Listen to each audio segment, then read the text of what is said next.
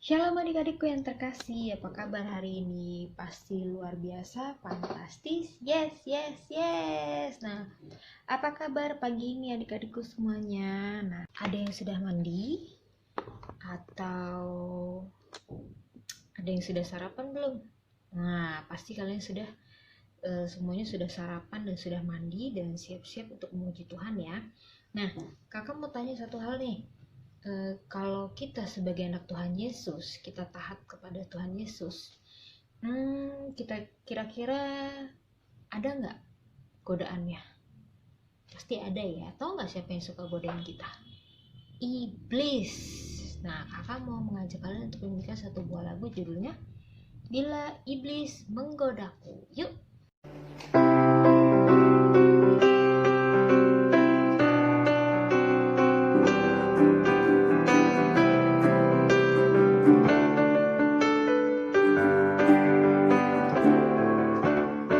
Bila iblis menggodaku, aku tolak dia dalam nama Yesus.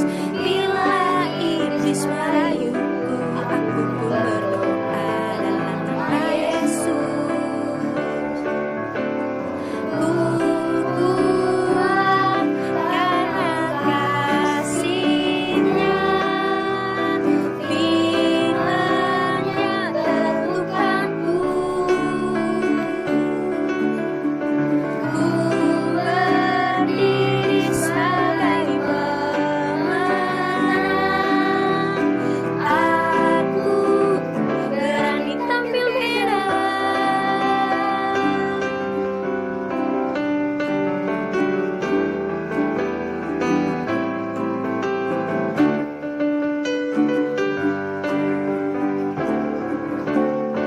Bila iblis menggodaku, aku tolak dia dalam nama Yesus. Bila iblis merayuku, aku pun berdoa dalam nama Yesus. Ku kuat karena kasih-Nya, firman-Nya terlukanku. Ku berdiri sebagai pemenang. Aku berani tampil beda. Aku berani tampil beda. Aku berani tampil beda. Nah, adik-adik, bagaimana tadi lagunya? Nah, jadi ingat ya adik-adik, kalau iblis datang kepada kita untuk merayu kita, biasa tuh kadang iblis punya 1001 macam cara untuk menjatuhkan musuhnya. Merayu misalnya, Luis, Luis, kamu ngapain sekolah? Nggak usah sekolah, males aja. Nah, ntar yang satu malaikatnya, jangan Luis, kamu harus sekolah biar kamu pintar. Ingat, anak Tuhan harus pintar dan rajin belajar. Nah, si iblis bilang, ngapain Luis? Jangan sekolah, nggak usah, mendingan kamu nonton aja, lebih baik jadi anak bodoh. Nah, kalau Luis menjadi anak Tuhan yang kuat, pasti dia akan bilang, dalam nama Tuhan Yesus, iblis jahat aku kalahkan. Nah, pasti dia akan mendengarkan si malaikat bilang, aku menjadi anak Tuhan Yesus yang baik, aku harus sekolah, dengar omongan mama, dengar omongan papa, gak boleh bolos sekolah, jangan nonton film kartun terus, nanti kalau gak sekolah-sekolah aku bodoh. Nah, kalau kita dengar omongan si iblis, kita pasti nanti akan menjadi anak bodoh, gak takut sama Tuhan Yesus, terus kita akan menjadi suka suka melawan orang tua. Itu gak boleh ya adik-adik ya, itu tidak baik dan itu dilarang oleh Tuhan Yesus, tidak boleh seperti itu ya. Nah adik-adik, kalian pernah dengar gak sih yang namanya topan? Topan tuh apa sih kak? Nah, topan itu seperti badai ada angin kenceng, terus dia hujan juga, terus anginnya itu luar biasa dan benar-benar dahsyat. Nah, kakak mau ngajak kalian itu menyanyikan lagu Bila Topan Keras Melanda. Nah, ayo adik-adik.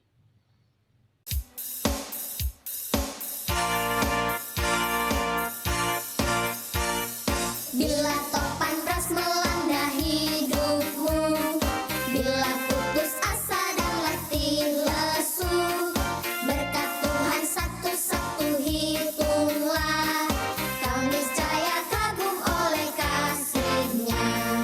Berkat Tuhan mari hitunglah, kau kan kagum oleh kasih-Nya. Berkat Tuhan mari hitunglah, kau niscaya kagum oleh kasih-Nya. Berkat Tuhan mari hitunglah, kau kan kagum oleh kasih-Nya. Berkat Tuhan mari hitunglah, kau niscaya kagum oleh kasih-Nya.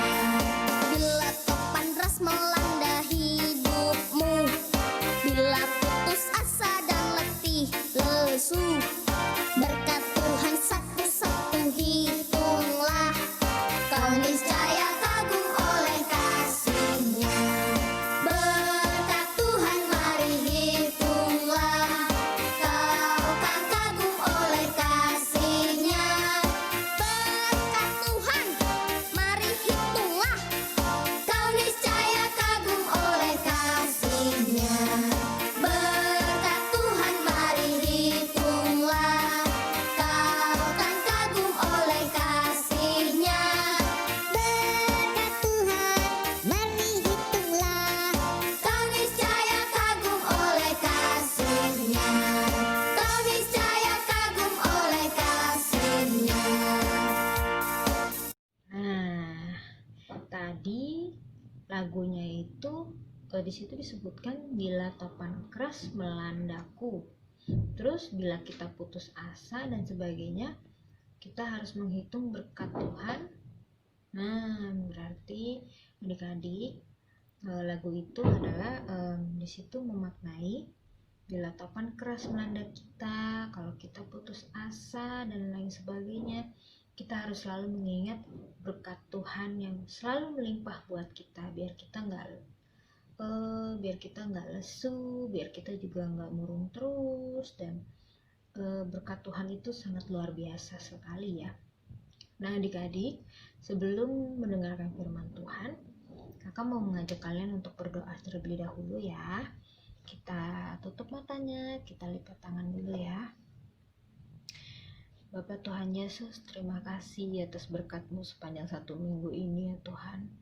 Engkau telah memberkati anak-anak-Mu ini ya Tuhan. Tuhan, di mana sebentar lagi kami akan mendengarkan firman Tuhan ya Tuhan. Berkati kakak yang akan membawakan firman Tuhan hari ini ya Tuhan. Berkati juga anak-anak-Mu ya Tuhan. Semoga setelah mendengarkan firman Tuhan hari ini, mereka bisa mengambil hikmahnya ya Tuhan. Dan jauhkanlah mereka dari godaan-godaan iblis jahat ya Tuhan. Kami patahkan dalam nama Tuhan Yesus iblis jahat jauh-jauh dari kehidupan anak-anak ya Tuhan. Tuhan Yesus, tidak lupa juga kami berdoa untuk kakak-kakak yang ada di rumah, kakak Yati, tante Eli, dan kakak Sela ya Tuhan. Berkatilah pelayanan mereka ya Tuhan, berkati juga keluarga mereka, dan kiranya Engkau jamah pergumulan mereka ya Tuhan. Tuhan Yesus, ibadah selanjutnya kami akan mendengarkan firman Tuhan. Kami serahkan ke dalam tangan-Mu ya Tuhan.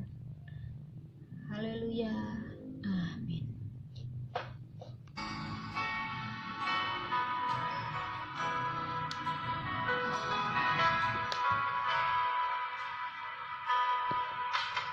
Firman Tuhan ku dengar,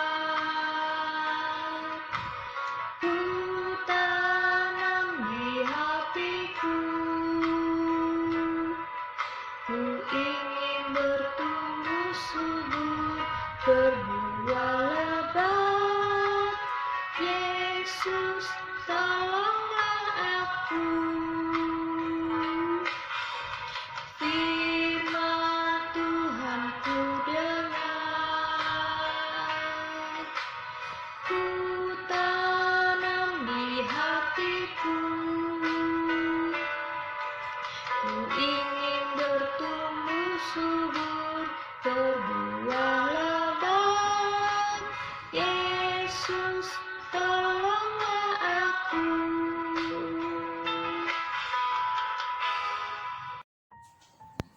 Selamat sore adik-adik, selamat hari Minggu, Tuhan Yesus memberkati. Adik-adik ketemu lagi sama Tante Eli. Dan Tante Eli percaya adik-adik sudah siap untuk mendengarkan firman Tuhan pada sore hari ini. Ya, terima kasih Kak Sela sudah memimpin kita dalam puji-pujian ya. Nah, sekarang kita akan masuk dalam firman Tuhan. Kalau minggu yang lalu Kak Yati cerita tentang Bapak Ezra ya. Bapak Ezra ini mau pergi, sebelum pergi dia berdoa dulu. Tante Eli mau tanya, siapa yang udah bepergian dalam hari-hari yang lalu? Setelah hari Minggu, Senin, Selasa, Rabu, sekarang sampai Minggu lagi. Siapa yang udah pergi keluar dari rumah? Kira-kira adik-adik Tante Eli mau tanya, udah praktek belum seperti Bapak Ezra? Sebelum pergi dia berdoa dulu, minta pimpinan Tuhan agar dia boleh selamat di jalan dan pulang kembali ke tempat di mana dia harus kembali dengan selamat. Ada nggak adik-adik yang sudah praktek? Ya, Tante Eli percaya kalau adik-adik pergi pasti adik-adik sudah melakukan seperti Bapak Ezra ya, minta pimpinan Tuhan untuk memimpin, untuk menyertai dalam perjalanan sehingga perjalanannya boleh selamat sampai di tujuan dan pulang kembali ke rumah juga dengan selamat ya. Nah, Tante Eli sekarang mau cerita tentang penjara ya. Penjara, tahu nggak ya adik-adik penjara itu apa ya? Kalau belum tahu Tante Eli pasti tahu ya. Penjara itu adalah satu tempat di mana isinya kebanyakan ada pencuri, ada pembunuh, ada penipu. Jadi isinya orang-orang jahat ya. Itu penjara itu. Tapi ternyata ada juga yang bukan orang jahat. Orang ini tidak melakukan kejahatan, tidak melakukan kesalahan, tapi di penjara juga ya. Contohnya apa adik-adik?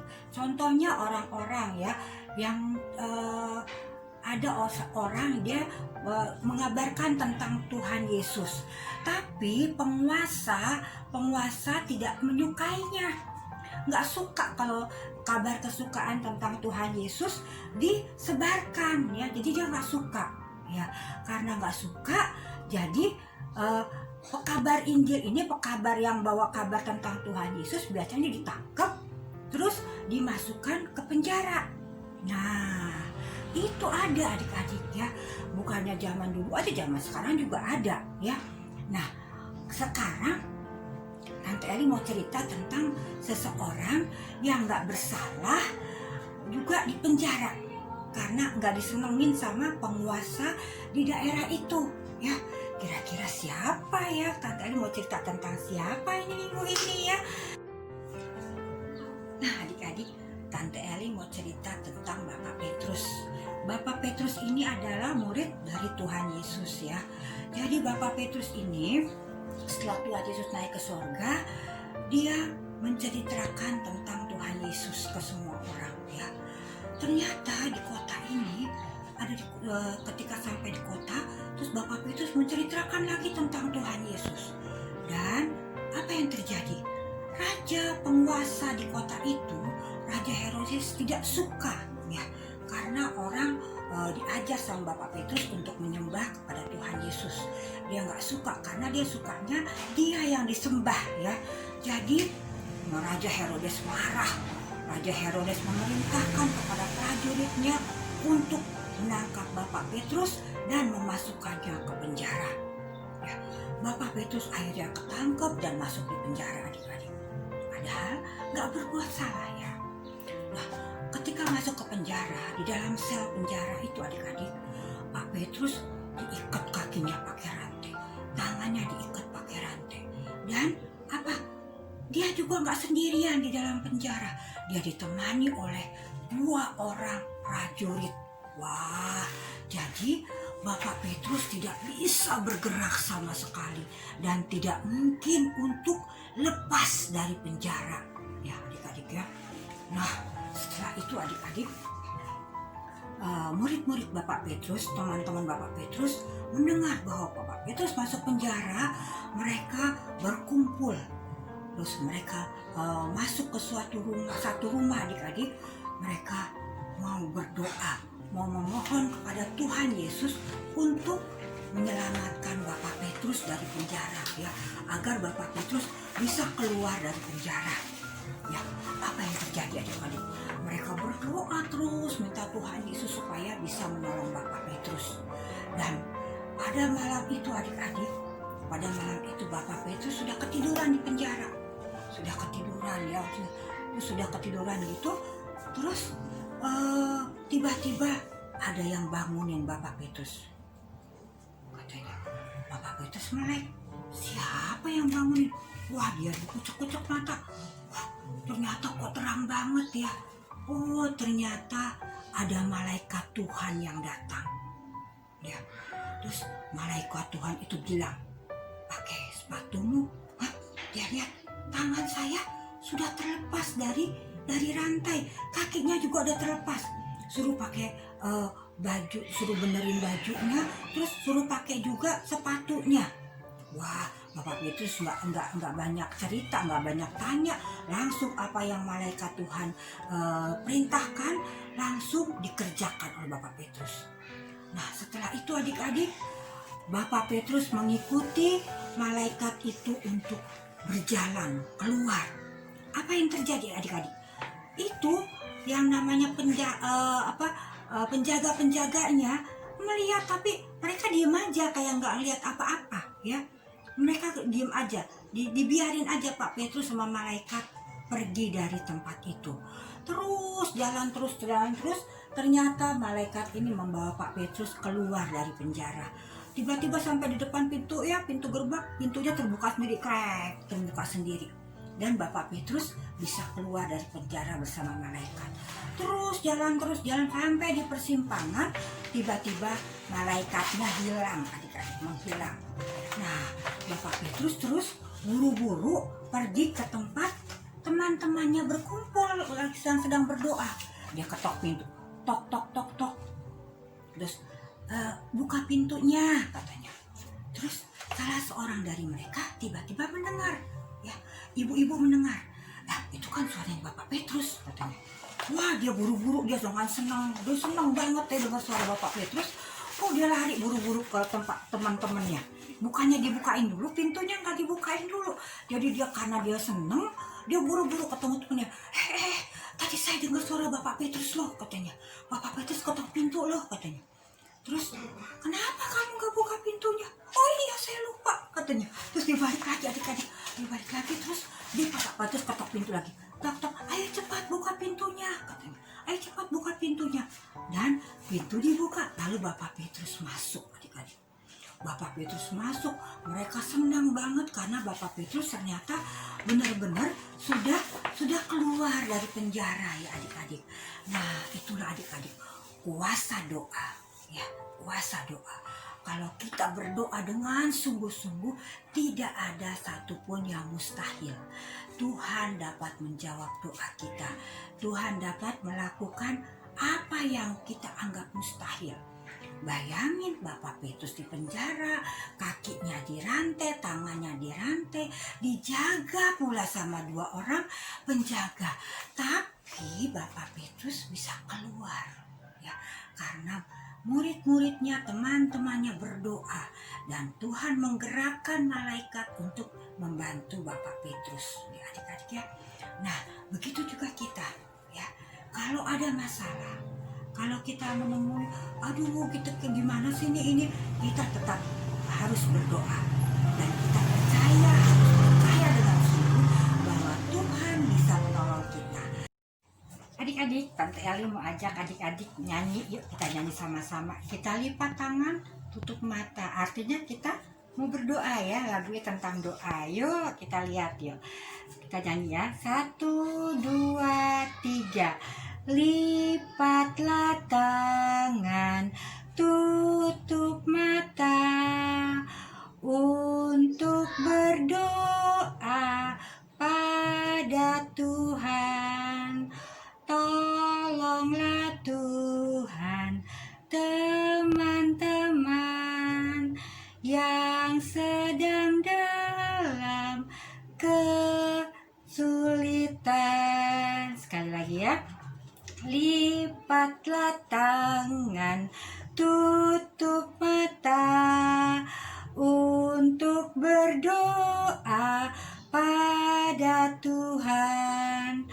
Tolonglah Tuhan teman-teman yang sedang dalam kesulitan. Iya, jadi kita berdoa untuk teman-teman kita juga yang sedang dalam kesulitan. Nah, adik-adik sayang, untuk ayat hafalan tetap seperti minggu yang lalu, yaitu dari Mazmur ya 4 ayat 2C ya. Kasihanilah aku dan dengarkanlah doaku. Jadi masih tetap tentang doa ya. Jadi kita ingat minggu lalu kita ceritanya tentang doa juga, bahwa siapa? Ezra ya. Ezra mau pergi berdoa dulu. Dan kita percaya bahwa kalau kita mau pergi, kita doa dulu, kita minta pimpinan Tuhan, maka perjalanan kita akan selamat ya. Terus minggu ini Tante Eli juga cerita tentang doa juga, masih tentang doa, bahwa kuasa doa itu besar ya. Doa itu bisa membantu segala-gala ya. Seperti kisah tadi, yaitu kisah Petrus ya. Kayaknya nggak mungkin deh bisa keluar deh, kayaknya nggak mungkin. Tapi karena doa bisa menggerakkan Tuhan Yesus untuk mengirim malaikat untuk membantu Bapak Petrus, sehingga Bapak Petrus bisa keluar dari penjara ya. Semuanya bisa lepas sendiri, rantai-rantainya lepas, pintunya terbuka, dan para pengawal tidak bisa mencegahnya untuk keluar dari penjara ya adik-adik ya. Jadi kita mulai mau berdoa, karena doa itu besar kuasanya ya, bisa membuat apa aja doa itu ya adik-adik ya. Ya dahsyat ya Tuhan kita ya. Tuhan Yesus baik, Tuhan Yesus dahsyat, bisa melakukan segala perkara. Amin ya adik-adik. Yuk, kalau gitu sekarang sebelum Tante Eli tutup, nanti Tante Eli serahkan kepada Kak Sela. Nanti kita lihat dulu film ya, supaya kita tetap bisa mengingat cerita tentang puasa doa ini ya. Lalu nanti Kak Sela akan tutup kita dengan doa penutup ya. Nah sebelumnya mari kita lipat tangan, tutup mata, tunduk kepala. Kita mau berdoa dulu untuk firman Tuhan yang sudah kita dengar. Yuk kita lipat tangan. Tuhan Yesus yang baik, Tuhan Yesus yang dahsyat, terima kasih Tuhan kalau pada pagi hari ini Tuhan kami boleh kembali untuk mendengarkan firman Tuhan, dan kami sudah belajar bahwa doa bisa menggerakkan Tuhan Yesus untuk membantu, untuk mengirimkan malaikat untuk membantu Bapak Petrus. Dan kami percaya Tuhan, kalau kami berdoa dengan sungguh-sungguh juga, Engkau juga bisa membantu kami. Terima kasih Tuhan Yesus. Inilah kami anak-anak-Mu, anak sekolah minggu GSJ Arasi Tuhan. Kiranya Engkau mau menyertai kami selalu, memimpin kami selalu, agar kami boleh menjadi anak-anak yang manis, anak-anak yang dengar-dengaran kepadamu. Terima kasih Tuhan, dalam nama Tuhan Yesus yang adalah Tuhan dan Juru Selamat kami sudah berdoa dan bersyukur. Haleluya, amin. Ya, selamat hari Minggu adik-adik, sampai jumpa. Kira-kira pada waktu itu Raja Herodes mulai bertindak dengan keras terhadap beberapa orang dari jemaat dan menyuruh menahan Petrus. Setelah Petrus ditangkap, Herodes menyuruh memenjarakannya di bawah penjagaan 4 regu, masing-masing terdiri dari 4 prajurit. Maksudnya ialah supaya sehabis Paskah ia menghadapkannya ke depan orang banyak.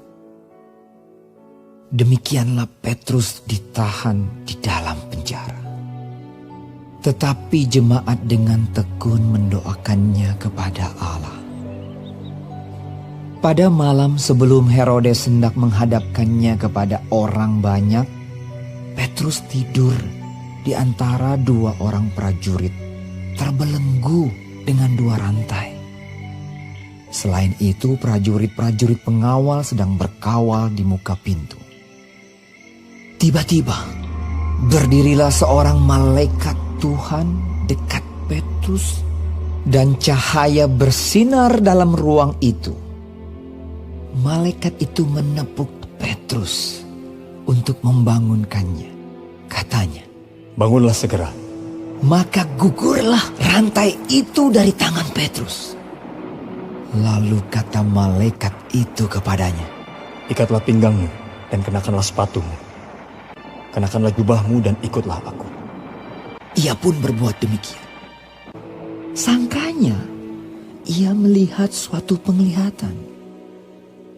Lalu ia mengikuti malaikat itu keluar, dan ia tidak tahu bahwa apa yang dilakukan malaikat itu sungguh-sungguh terjadi. Setelah mereka melalui tempat kawal pertama dan tempat kawal kedua, sampailah mereka ke pintu gerbang besi yang menuju kota. Pintu itu terbuka dengan sendirinya bagi mereka. Sesudah tiba di luar, mereka berjalan sampai ke ujung jalan. Dan tiba-tiba malaikat itu meninggalkan dia.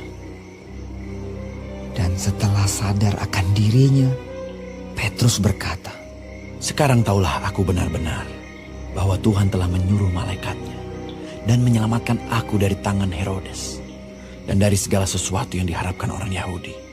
Dan setelah berpikir sebentar, pergilah ia ke rumah Maria, ibu Yohanes yang disebut juga Markus.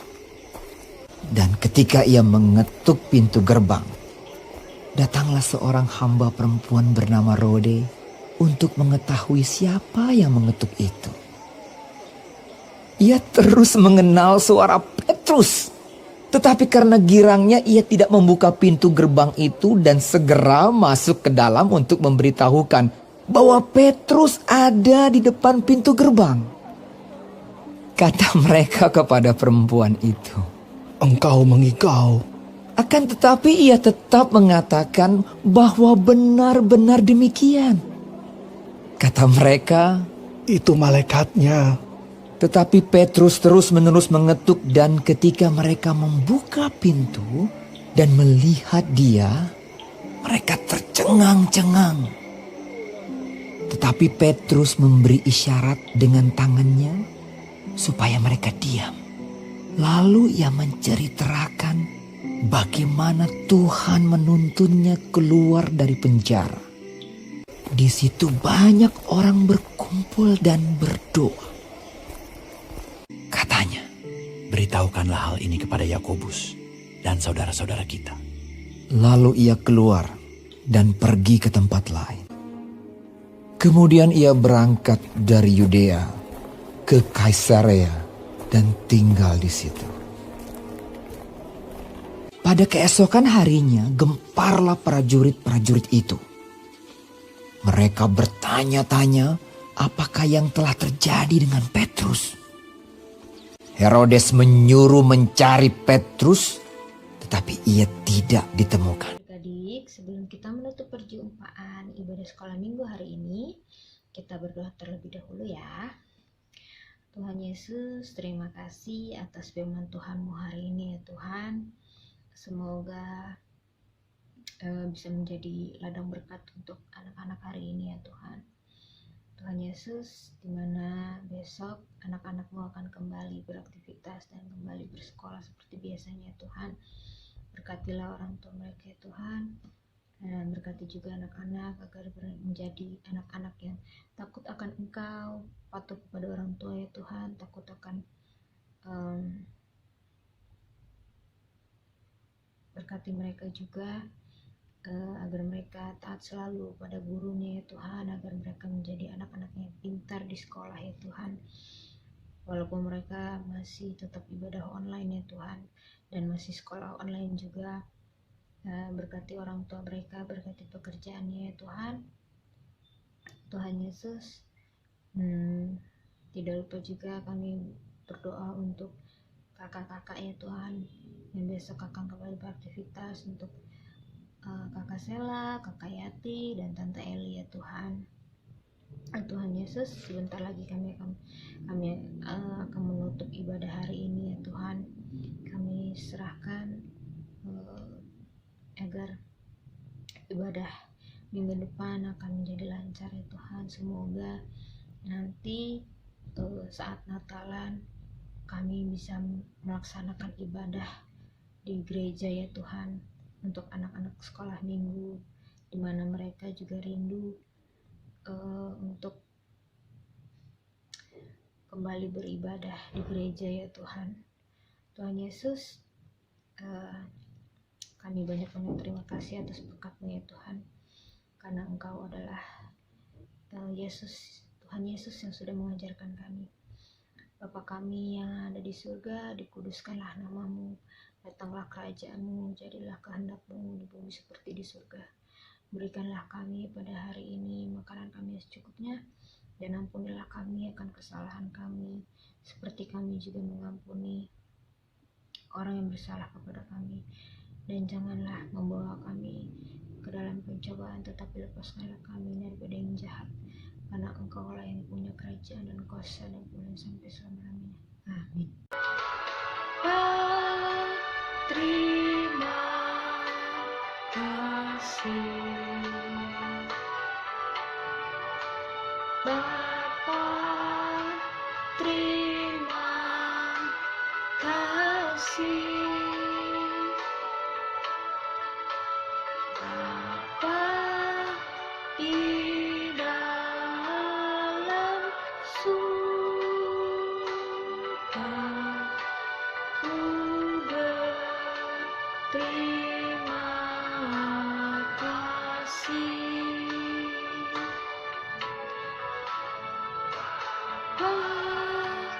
Terima kasih Bapa, terima kasih Bapa di dalam surga, ku berterima kasih.